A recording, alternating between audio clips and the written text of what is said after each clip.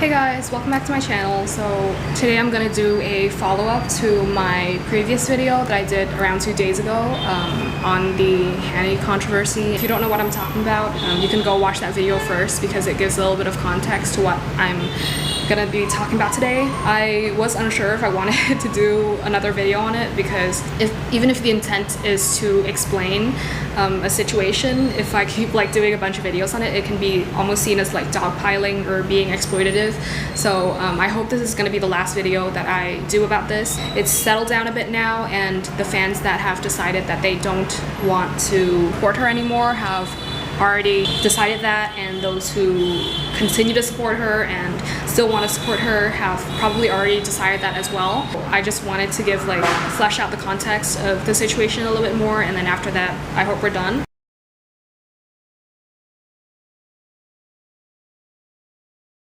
So the first issue that came up was that a lot of people didn't understand why there's a narrative out there that Hanni lied about her family background and misled people into thinking that, you know, she wasn't what some people are accusing her of. I think this narrative came about because there is, I believe, a fan page of Hanni.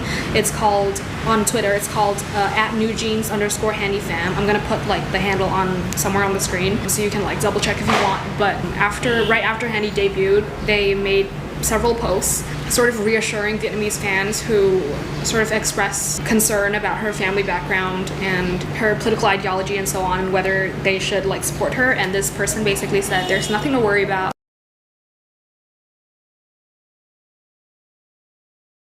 Even though Hanni is a foreigner, she doesn't her family doesn't hold any political ideology and they don't support any side, and it's okay to support her.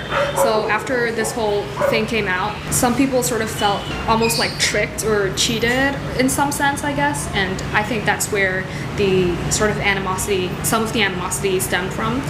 Another thing is that some of you have pointed out that Anzac Day is actually a day of remembrance for Australian and New Zealand ex-military and veterans, remembering their efforts in World War II and specifically the Battle of Gallipoli. In the previous video, I mistakenly said that it was specifically about remembering the people who fought in Long Tung, which is a battle between the Vietnamese and Australian forces, and that is actually kind of misleading. I said that because on Hanni's aunt's post advertising the discount for her Vietnamese restaurant on Anzac Day, it specifically mentions that it was a discount for ex-military and veterans who fought in the Battle of Long Tung, whether they would be Australian or Vietnamese who fought on the Australian side, and it specifically mentions that battle in particular.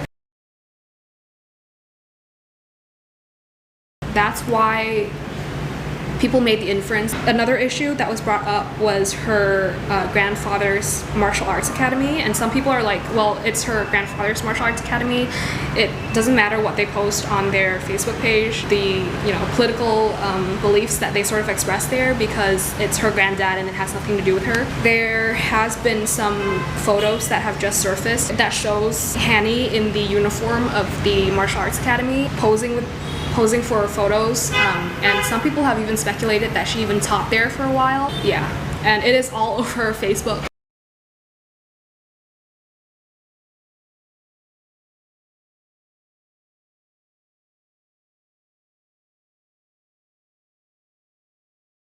The argument goes that if you were sort of raised in that ideology and sort of entrenched in it, it's difficult to think anything otherwise. But I'm also iffy about the validity of this statement because she's a teenager. I don't know if she's not interested in politics, if she even knows what VNCH was. Yeah.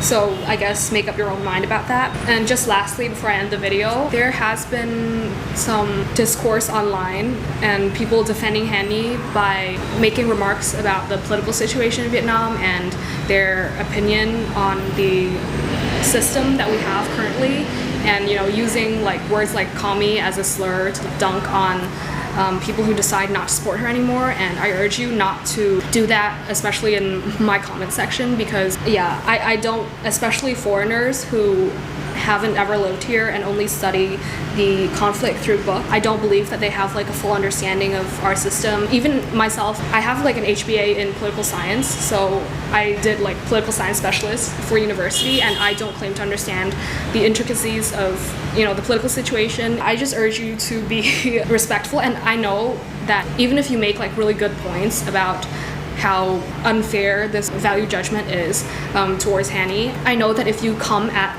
especially a Vietnamese person and you call them commie right away, they're going to shut down, and no matter what you say or no matter how valid your points are, they're not going to be receptive of it. Anyways, thank you so much for watching. I hope this clears up some of the questions that you had, and like and subscribe if you haven't already, and I will see you in my next one. Bye.